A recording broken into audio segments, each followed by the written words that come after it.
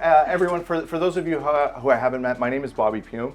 I'm the Director of Operations with REC Canada.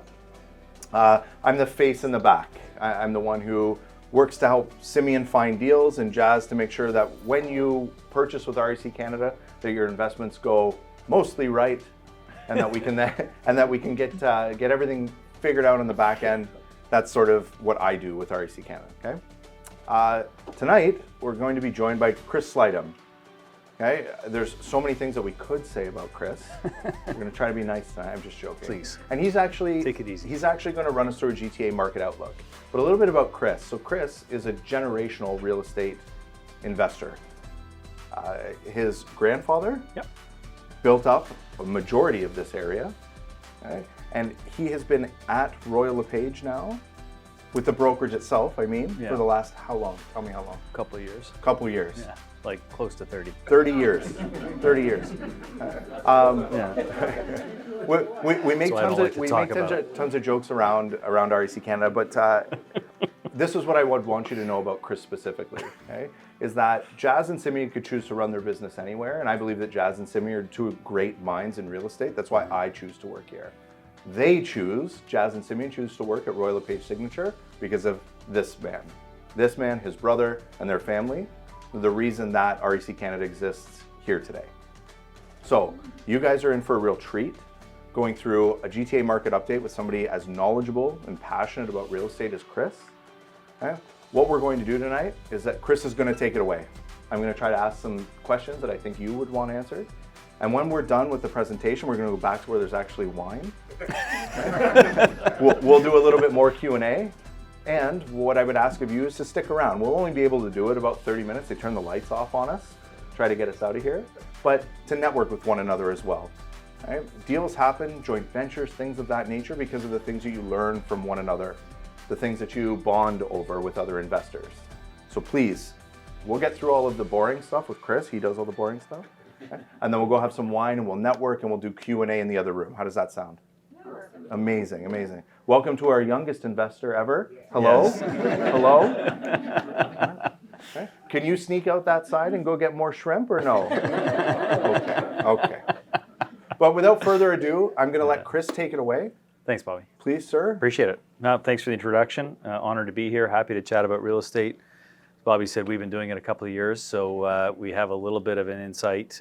Tonight I'm going to give you a quick overview of how we study the market and some factors that we look into and some data points that we focus in on to help give you an idea of what you can look for and give you confidence in investing in real estate and to reassure you that the investments that you've made are second to none, really. And from our experience in doing this as generationally as a family for probably closing in on 80 years now, it's been a good run. And you'll see in some of the data that I can share today why that has been and why it gives us confidence that investing in real estate for another 80 years is a great story. Us as an organization, we're very, very focused on data, on information, and understanding it and deciphering it is what it means. We share that with our team and with the REC team in particular regularly because we want to ensure that our collective clients make great decisions. And in order to make a great decision, you've got to have great information. In order to make that decision, you've got to understand the great information that's available. And that's what we spend a lot of time on doing. So I hope tonight, in the next sort of 15, 20 minutes, taking you through some slides and some data points, it'll give you a bit of an insight as to what you can start to watch for and understand and predict where the market may be trending. These are the 7 factors that we've found over the last number of decades that drive real estate values. And this is and within each factor are different things that can happen over time and do happen. Number 1, it tends to be cost of ownership. Cost of ownership can be the cost of the asset itself, and it can be the cost of borrowing. So that's a big factor. Obviously, taxes and everything else do loop into it, maintenance costs, all those sorts of things. But really the big driver is the cost of the asset itself, and then the cost of mortgage rates at the time and the borrowing costs at the time. Job security is a huge driver. huge driver. So if people feel confident in their job security and the fact that the economy is functioning at a level where their jobs are not at risk, they tend to buy real estate because that they know they can have that ability to make that payment on a monthly basis. So that's a huge driver. Population growth. For our market right now, it's likely the number one driver in price pressure. And I'm going to show you some data points in a few minutes on the resale market that'll help clarify that. But in 2022, you probably read recently, they announced at the end of March that we welcomed over 1 million people into Canada in 2022. Over 1 million. Permanent, non-permanent residents. Every single one of those folks needed a roof over their head. And upwards of 450,000 of that 1.1 million people came to the province of Ontario, 350,000 into the GTA. And last year we delivered 30,000 houses. That's it. That 8 million times. Absolutely. And that, of course, affects supply. And supply, I just touched on, we delivered 30,000 homes. As you can see, it's a political hot button right now. If you follow any of the news on some of the issues that politicians are trying to tackle right now, is how do we deliver 1.5 million homes to Canada in the next decade? Right now, we're delivering, I think, 60, 70,000 or 80,000 on a good year, and they basically want to try and deliver double that, and they're trying to put policies in place. They're trying to get things moving because they know if your immigration policy is delivering this many people and your housing policy is only delivering this number of homes, we've got a major problem. And of course, simple economics, supply and demand, we all remember that from our first economics class, Economics 101, supply and demand. If you've got massive demand and low supply, what direction do prices go? Up. And that's the environment we live in today. Regulatory changes, that can be anything from mortgage rules. So we brought in the mortgage stress test in 2018. That had actually a very positive effect. It actually slowed our housing economy down a titch at the time. But net, it's been an absolute savior, I think, to our market today. Because people are stress tested for 2% more than what the rate is at the time. Global factors.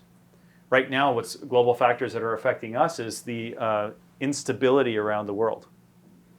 I'm born and raised here right in Don Mills, and I have no idea how lucky I am, and I'm the first to admit it. You just take this life for granted, that you can get up every day, your kids go to school, you have the freedom to go to the store and buy whatever you want, make a good living, work as hard as you want. Nobody's standing on the corner with an AK or a weapon to keep you feeling safe, right? It's fascinating to think that there's places all over the world that you can't say what you want, do what you want, or live the way you want, and we live in this paradise here. So global factors are things like wars, persecution, religious beliefs, political beliefs. These are things that are affecting people's decisions on where they want to live around the world. And when there's disruption around the world, Canada is a place where a lot of people want to be. And that's what's driving another factor. Replacement value versus market value. This is something that many of you who have bought pre-construction will understand. The gap between replacement value and market value is a factor you always want to look at. When the gap gets too wide, people trend one way or the other in their decision making of buying. When it narrows, it makes the decision a little bit easier. The average sale price in this is starting from January 2021, and this is today, March 2023. If anybody was wondering where the problem occurred, you can see that is not my heart rate on an espresso. That is our real estate market in a short period of time. I'm starting in a short period of time, and I'm going to move to a wider period of time. But you can see very quickly that the dotted line is the 40-year trend at about 7% is where we would normally like to trend. That's the average price increase over the last 40 years, runs about 7%. So anything off of that, it can give you an indication of which direction it may trend towards. We all knew at this time last year that we were out of line, out of sync with what fundamentals would normally allow for, because we just had to look at our chart and see, oh, we've got a massive distance between trend and where we ended up. And when that happens, now the government generally steps in with policy changes. They chose interest rate last year, of course, and we know ultimately what happened. It wasn't just real estate that was off trend. It was the groceries we buy, the gas we put in our cars. That was inflation. But when real estate gets really off trend and the fundamentals of income, cost of ownership are out of whack, then we tend to see this happen. Now, they raised rates so quickly, we corrected very quickly. So by July, in a 4-month period, we went from peak to bottom, quick. But we've stayed there since. And when you effectively, I mean, it's a minor drop in January, but that's seasonal, generally speaking. And we're going to be up here probably at the end of this month. So we're back in line with where we should be. But it's very easy to see that the supply challenges we have, the demand we have are keeping a floor under housing values. So I'm more confident today when I see this values in this range than I was if we were sitting together last year at this time. We would show you this chart and I would point to it and I'd say, folks, okay to buy real estate, technically speaking, if you need a home, whatever it is, but just plan to be in it for a while.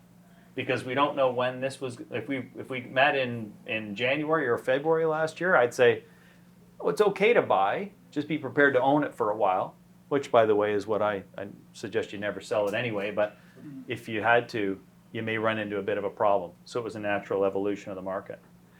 This is looking back 2018 to today, projected 2023. This is actually going to end up a little higher probably this year as we've already started to see a trend of the prices already at 1.1 million for 2023.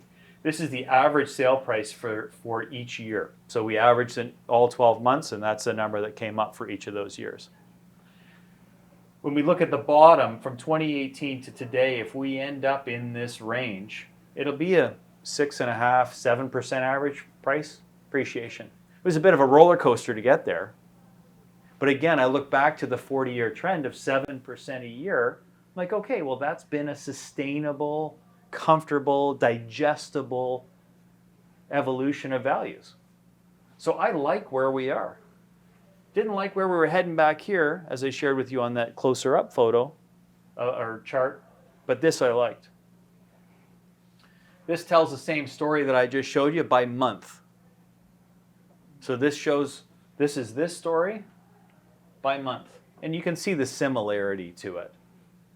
But this shows you how real estate ebbs and flows all the way along. It's actually not as straight a line as I can make it look there. That's how it behaves within each year. So when you hear about monthly ebb and flow of prices, it's just noise. Don't even listen to it. What you want to know is when I bought in 2018 at 780,000 roughly, my average sale price today is 1.1 million. And I'm making a straight 7% return. Unlevered 7%. You throw leverage on top of that and it's like 30% a year, right? And then we look a little, we keep stepping further and further back with these charts. So now this is a 10-year trend. And you can start to pick out interesting stories. So if you look at that last little peak there, that was the spring of 2017, the last mini bubble we had. And factors were causing things, different factors then that happened today were causing prices to get out of whack. And again, you can chart it. You can go, oops, looks like we're getting off track. Maybe I want to put my pen down for a moment and just kind of observe what's going on as an investor. That's a moment where we put pens down, I call it, right? We're not buying anything at that moment in time, unless maybe it's new construction and there's a unique product that has a 5-year construction timeline. I'm all good with that. But if you're buying resale at that moment in time, there might be an out of whack factor that's causing that to happen. The government stepped in with their 16-point fair housing plan. They brought in the foreign buyer tax. And then, of course, in January 1st, they brought in the mortgage stress test. So we had a soft landing, which is the first time we actually heard that statement, or I heard it ever, was we're going to try for a soft landing. Okay, that sounds good to me. And that's what they're trying to accomplish again today. And it looks like so far we're heading right in that direction because we're here already. Actually, March isn't even on here, so we're back at just a little bit higher, and then April's probably going to be higher again. what I want to point out here is the shortness of those peaks. That's something you want to be aware of. We can get out of whack for a short period of time and not need a massive amount of correction time to just get back in line. I'm going to show you in a second what it looked like in 1990s and why you don't have to fear likely that we're going to have a 90s style correction. Because these are generally short periods of time. These are months, not years of, whoops, we're moving a little too quick. And so the requirement to correct is a lot shorter. This is the 42-year behavior of our prices. What I really want to point out is that first shot of espresso. That was a double espresso actually right there on the left side. That was the late 80s. Some of you might remember a little bit about the late 80s if you were in this part of the world at the time. Or some of you might just want to forget it altogether or weren't even born yet. I was just going to say, some of us weren't even around yet. Exactly. I know. I was. I was here, exactly. That's right, exactly. I was here. I was around the dinner table when all that was happening. And you can see there was 1, 2, 3, four serious years where we overshot. And these are compounding numbers. So you're taking prices up 20, 25% a year when the norm is about 7 historically. And all of a sudden you compound that over 4 years and you think, uh-oh. The government, the Bank of Canada, the banks, the central banks finally woke up and said, okay, hold on a second here. This is not sustainable because incomes aren't keeping up. People can't afford homes anymore. There's a massive amount of speculation. There were a whole bunch of reasons for that to happen back then. And they said, whoa, brakes, we're going to raise rates. We're going to stop this runaway train. And we went into a 7-year correction. I can tell you firsthand, that is not fun. And the federal banks around the world know that that's not fun for their citizens that they're supposed to help, manage their financial well-being. And so they did a lot of learning from that moment in time. And the goal was not to have that. It's not good for anybody. People losing houses, power of sales left, right, and center, signs everywhere, no bid. We're talking 10 months of standing inventory. Remember that, 10 months of inventory. So I'm going to show you a chart in a second that will open your eyes to what's happening today. So they learned that that's not a way to allow an economy to live. So we're going to learn from our experience and we're going to apply it to the next situation. Again, this is 2016. We got kind of out of whack and they said, whoa, we're starting to sense that we're got a little too much fuel on the fire here. We're going to make a few changes. We're going to look at the landscape and understand what's happening. We're going to make some changes, bring our 16-point fair housing plan. We're going to make some mortgage rule changes. We have ultra low interest rates for a reason. They had to have it because other sectors of the economy required it. But as we've just learned coming through this moment in time, if other sectors of the economy require lower interest rates, it affects our sector, you could say in a positive way. People jump into real estate and they're like, all right, I need some more of that. Thank you very much. I'll take 2% money. Just load it in, right? And they jump on the buying bandwagon. And this is where we end up in problems. But because of this type of experience in history, they're now saying, okay, we've got our eye on things. We understand it's getting a little hot. We're going to cool it off. In our particular instance, it wasn't just our sector that got out of whack. It was everything we talked about, food, gas, travel, you name it, right? It just boom, boom, boom, took off. So there was lots of drivers that made them want to make a change. But when you look back over history, you start to see how markets behave. This is a great, easy time. Here was the global financial crisis. In the US, this was down here somewhere, but because Canada's banking system was much more stable, we didn't require, and these years were not miles off of the trend line, which they were in the US.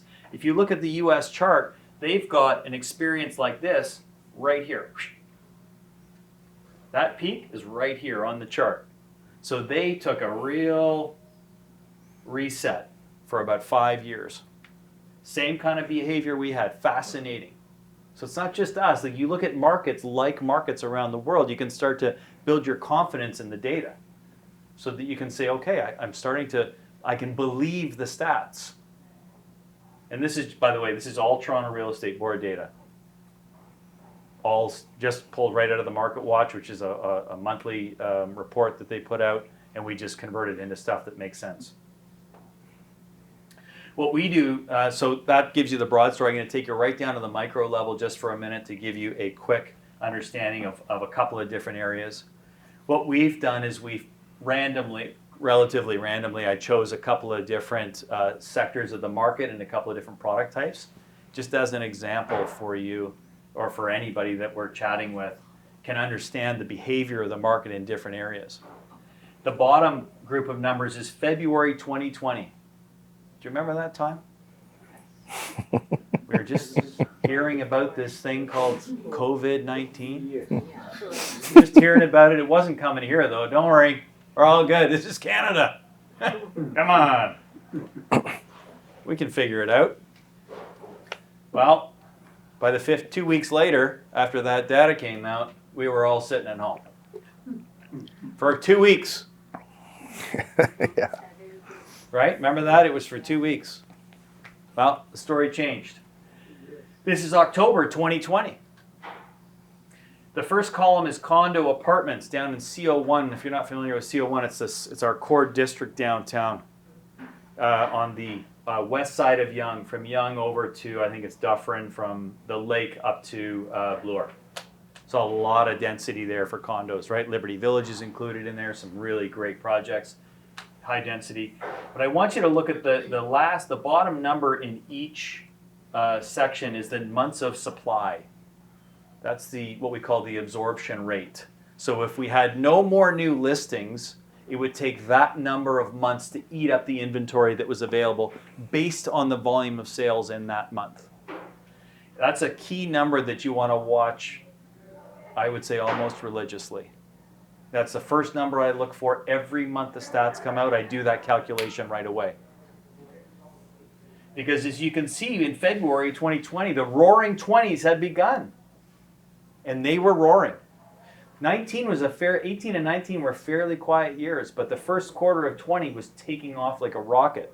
We had conversations in this very room about, are we into another 2017 mini bubble? Is that the way it was feeling? And of course, we know what happened. But that's why we had 1.1 months of standing inventory in a marketplace where there are tens of thousands of condo units. It's unheard of. In most markets, you'll have 5, 6, 7, 8, 9 months of inventory in most markets around North America. You go to Miami right now, there's probably 7 or 8 months of inventory. Go to New York, Manhattan, of all places with that density, there's 6, 7, 8 months of inventory. We have 1 month of standing inventory. It's like nothing, gone. But by October 2020, everybody's escaping the city. Can't ride an elevator, you might die. Right? Somebody coughs on you, you're dead. Right? That was the mindset. Right at that moment in time. Condos out, done. I don't have to work anymore in the city. I can work remotely from my house in North Bay. I can go to here, I can go to there, I can get a little backyard. I can get my kids outside. We're all good. We're going to be safe. Goodbye, city. Condo, 5.5 months of standing inventory. So 8 months between those two. Is it 8? How's my math? Yeah, roughly 8 months between those two numbers. Went from 1 to 5 months of inventory, and away we go. And then you can follow this, and then we go back to January. So this is January's micro market analysis, January 2023. Look what happened. Look at where the months of inventory is in downtown Toronto in January. You're like, oh, should I get rid of my condos? People don't want them right now. They're out. I want to fast forward to March. So this is January to March. Look at what the inventory did in downtown Toronto. Because guess who's coming back to work? Right? Everybody's come back. Guess where rents are? Investors are coming back.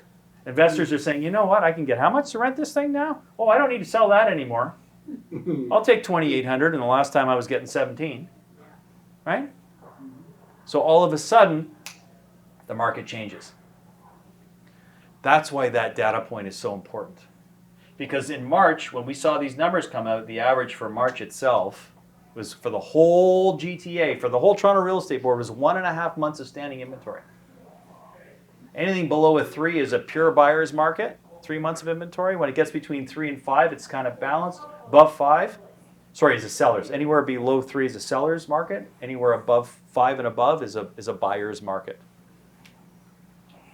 So you start to look around and go, look at what has happened in these key markets that we chose. These are semis in Brampton. There were 105 sales, only 63 listings exist.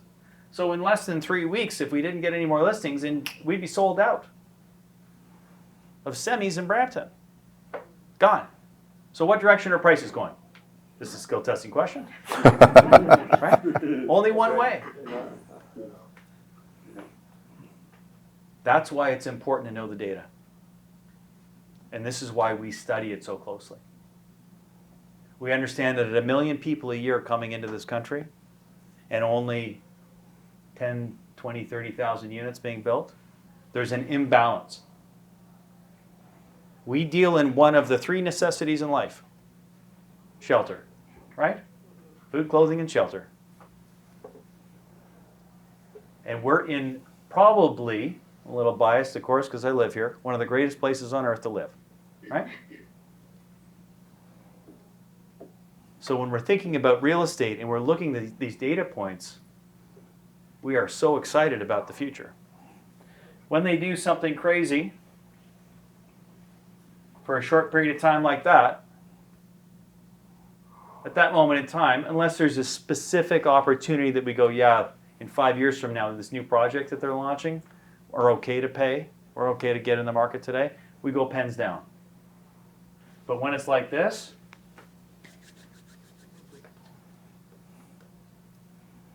and the government of Canada says we want to welcome over 500,000 people a year, permanent residents, we look at the supply and demand and we say, okay, now's the time. This is why we study the data. Because we want to ensure that everybody that we help with real estate has a very clear, confident picture on why or why not now is the right time for them. You know, I think all of you are investors in this room.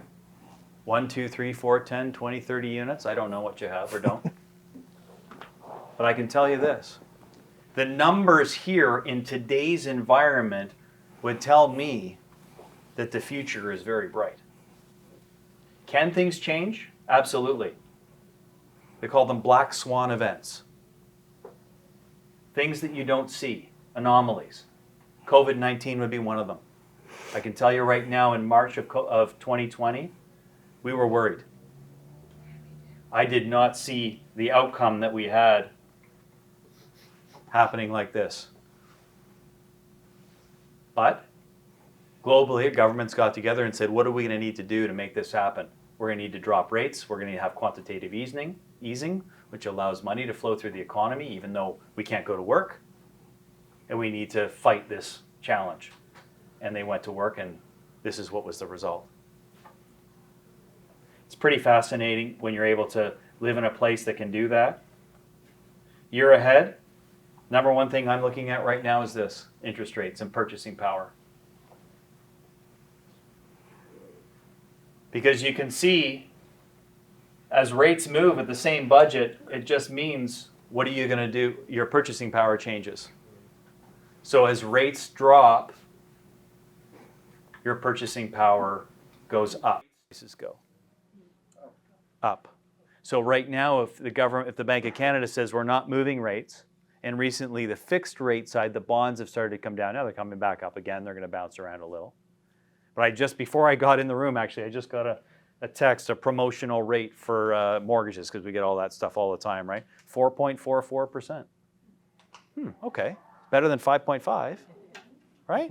All of a sudden, I'm like, oh, 4.4. Remember when 4.4 was a lot of money? I know you 2%ers out there, right? Twice as much as 2. Exactly. You got it, right? But now 4.4 is like, yeah, all right. That's not bad, right? Confidence is returning. Things are going in the right direction.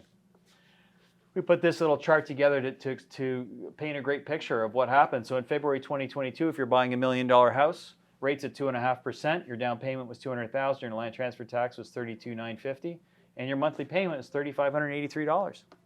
Well, today, if you found something that had dropped 20%, which in some areas it had, this month it may not be down 20 anymore, but we'll say generally it had. We implied 4.5% interest rates, $160,000 down, so 40 less thousand capital invested. Land transfer in the city of Toronto, you'd save $6,000-7,000. And what's your monthly payment? Oh, look at that. It's less. Do you know how many people I meet that say to me, I'm waiting till interest rates drop? I get it. Makes sense. I don't want to pay more interest either. But this is why it's important to understand the mechanics of it. Because when rates rose, okay, I'm going to save $200,000. What would you rather happen? So you want rates to go down, so prices to go back up so you can pay more for the house but save a few $100 on your rent? Wait a second here. That math doesn't quite work, does it? How many years of extra payments do I have here in savings of $200,000 on this particular example? Pretty fascinating. And that's the power of real estate. It's all in this story of leverage and understanding it and how to use it. And I can tell you firsthand that it served us really well. And it's not because we've picked the right time to buy. Oh, you picked the bottom. Never. I have never picked the bottom. Ever. But I've picked times that I looked at these charts and said, you know what? I think we're in a good place. The math works. And we're going to have a good story because, you know what? We're never selling. We're never selling. And you're like, yeah, but you're a real estate sales guy. Don't you want sales? Of course we want sales. But I want it for the right reason. But as investors, I'd love to see you keep them forever. Because the results are astronomical.